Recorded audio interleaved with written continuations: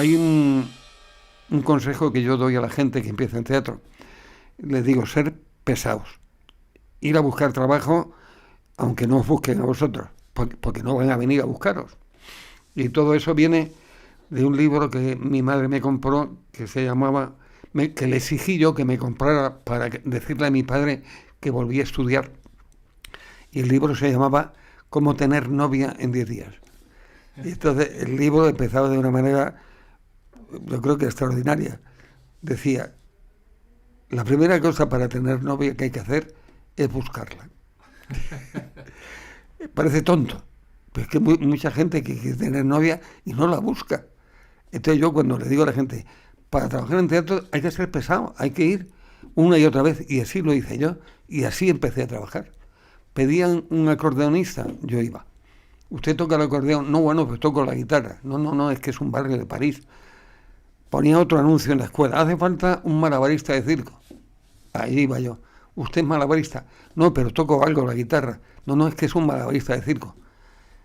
Cuando fue José Luis Alonso, el viejo, Mañez, a buscar gente para figuración, para La loca de Chaillot, de pronto me miró y dijo, tú eras aquel pesado que iba por allí. Y me cogió y me dio 2 frases desde el principio, y así empecé a trabajar en La loca de Chaillot de Gigadou. Claro, por insistir, ¿no? Por pesado. Sí. En el fondo se establece una relación emocional con alguien que te rechaza varias veces. Hay un momento en el que dice, bueno, si no eres malabarista, no tocas el acordeón. Me presentaba cosas que no sabía. Claro, pero presentarse a cosas que no sabes, tienes una fe, en el fondo lo haces porque dices, sé que tengo que estar aquí. No sé si como acordeonista o malabarista, sé que de alguna manera voy a acabar aquí. Como no voy a estar, es no viniendo. Claro. Entonces yo voy para allá. Y hemos empezado hablando del azar, de la física cuántica, de que el tiempo está en un recipiente y está ocurriendo todo al mismo tiempo. ¿Tú cuáles crees que son los azares que más te han marcado en tu desarrollo, en tu carrera? Muchas veces hablas de... Te he oído hablar de creación colectiva, de William Layton, te he oído hablar del Grupo Tábano, del Gallo Vallecano, te he oído hablar de Italo Riccardi. ¿Y cuáles han sido las experiencias más locas, pero más reveladoras que has tenido en teatro con respecto al público, en una época en la que el teatro era político por naturaleza, hicieras lo que hicieras, ¿no? Porque era una manera de expresión quizá que se rebelaba contra la dictadura por el mero hecho de existir, ¿no? Nosotros éramos hippies de la cervecería alemana y terminamos siendo marxistas, leninistas, pensamiento Mao Zedong. Pues que te prohibían todo en aquella época. Era una cosa que es que no había manera. Ya te digo, esta obra se tiró 1 año en censura. Nos pusieron una multa de 50.000 pesetas con una obra, que era una locura total, que se llamaba El juego de los dominantes, que estuvimos ensayando 6 meses. Y era toda improvisada. Entonces, con un loco de argentino, que era un genio. Luego, con Italo Riccardi, hacíamos happening en la calle, en el metro. Happening, para quien no sepa lo que es... Happening es acciones que hacías en la calle, improvisadas. El público no sabía que las ibas a hacer. De pronto, en la cola del Museo del Prado, pues Carlitos y el teniente Cienfuegos, como bautizó a Andrés Cienfuegos, les montó una acción que era, le tiraban unas flores a los turistas. Entonces, claro, llegaba la policía y los detuvo. Cuando me encontré con Italo al día siguiente, ¿qué tal fue ayer el happening? Y dice, extraordinario, un éxito. 6 horas en comisaría. Claro que a él no le detenían porque él era el director y dirigía desde lejos. Claro, pero por ejemplo, ahora a los happening algo parecido se le llama flash mobs, que son acciones escénicas que están ensayadas pero que se hacen de repente, el público no sabe qué van a suceder en mitad de la calle, como un baile y tal. Eso es un happening. Claro, y ahora está, no sé si... la mayoría están mercantilizadas, o sea, lo que quieren es o grabar un vídeo para TikTok o hacer un anuncio de una marca.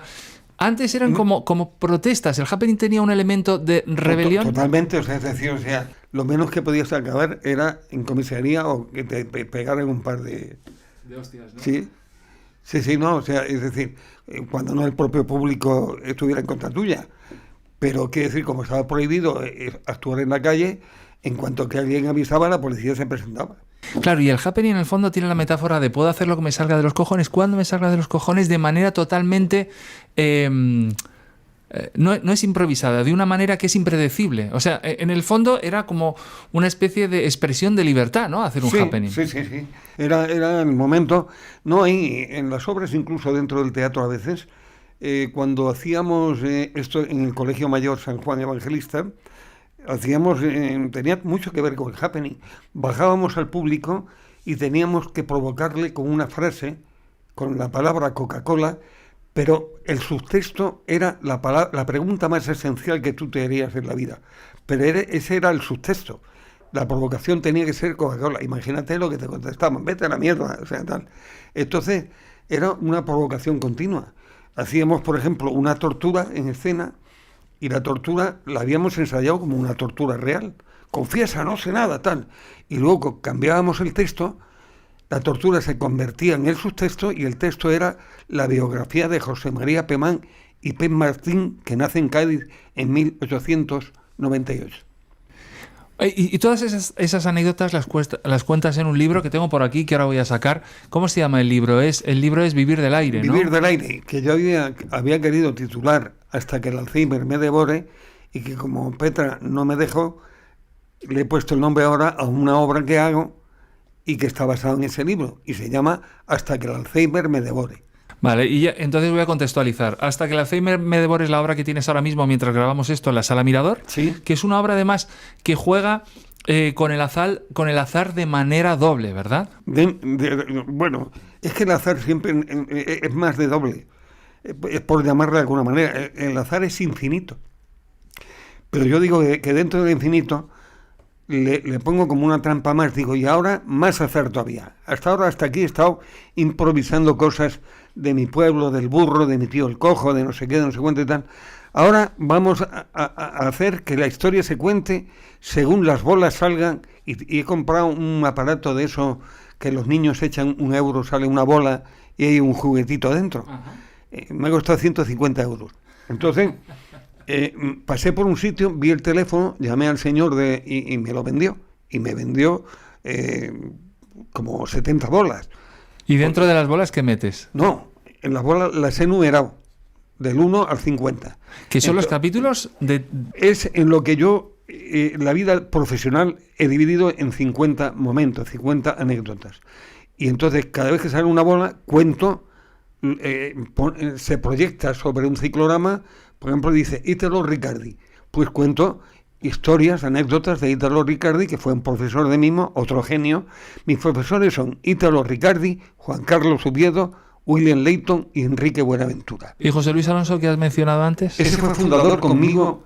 José Luis Alonso, el primero. Ajá. Mañez es otro, era el director, era un director extraordinario. También lo puedo considerar, maestro, porque era extraordinario como director. Pero entonces José Luis Alonso de Santos fue fundador conmigo del grupo Tábano. Es más, a él se le ocurrió el nombre. Y Tábano porque, bueno, te pica, ¿no? Y lo que queréis... No, él, que era muy estudiado porque él iba a la universidad, nos dijo, podríamos ponerle Tábano por esta frase de Sócrates: Dios me puso sobre la ciudad como el tábano sobre el caballo, para que no se duerma ni amodorre.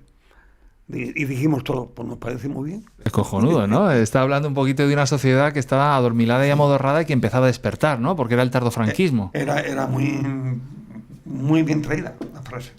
Y hablando del azar, o sea, tú tienes como una especie de lotería, o sea, que esa obra que se llama Hasta que el Alzheimer nos devore, o me devore, ¿no?